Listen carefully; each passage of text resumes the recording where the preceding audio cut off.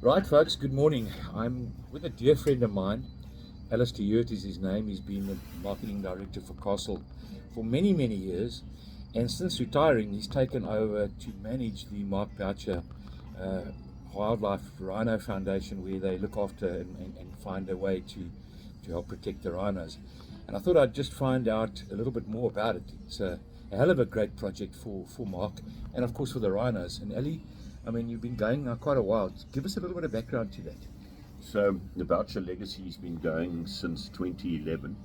So we're 12 years old. Did you start that after he retired? Yes. Or when he got injured with his Yeah, eye? when he got injured, he was actually still going to play his final 3 tests when we decided that after that he was going to start the Boucher Legacy Conservation Organisation. Okay.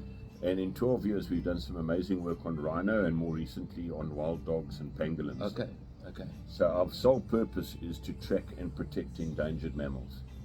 Wow. And where does the funding come from?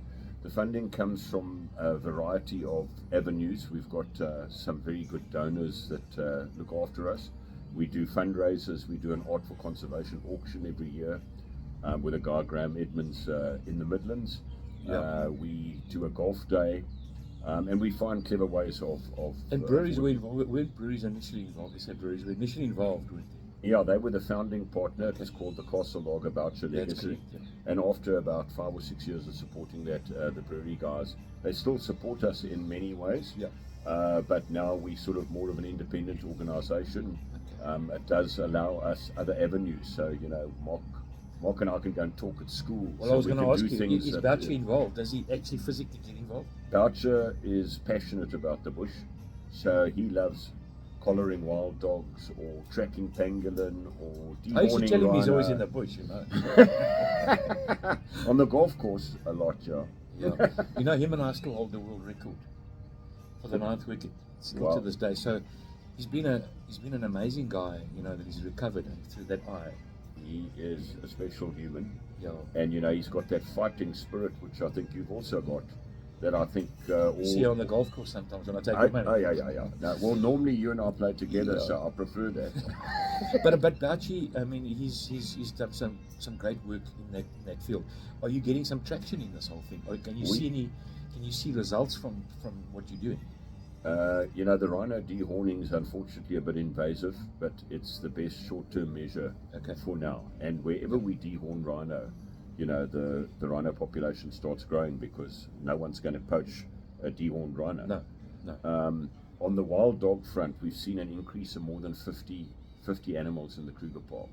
So it's grown from 300 to 350 wild dogs since our collaring program, which allows us to stop the wild dogs from wandering off the greater Kruger and going onto farmland. And farmers are the biggest culprits for taking out wild dogs. I'm fascinated with pangolins.